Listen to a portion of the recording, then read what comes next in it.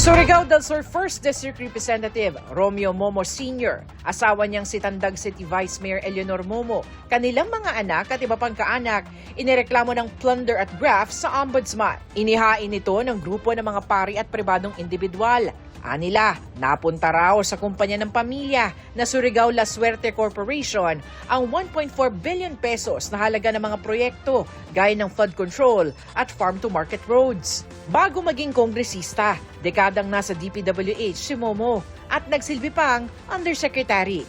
Kasalukuyan siyang chairman ng House Committee on Public Works at co-chair ng House Infrastructure Committee. Vice Chair rin siya ng Appropriations Committee, kaya kabilang siya sa House Contingent sa Bicameral Conference Committee para sa 2026 National Budget. Sa isang pahayag, iginiit ni Momo na walang conflict of interest sa kanyang paninilbihan bilang kongresista. Wala rin daw katotohanan ang akusasyong ginamit niya ang kanyang pwesto para sa pansariling kapakanan. Hindi na raw siya bahagi ng kumpanya dahil matagal na siyang nag-divest sa Surigao La Suerte Corporation. Wala rin daw ginagawang negosyo ang kumpanya sa kanyang distrito. Tinawag niyang politically motivated ang akusasyon na pakana-umano ng kanyang mga kalaban sa politika. Sasagutin daw nila ng kanyang pamilya ang mga paratang sa tamang forum at panahon.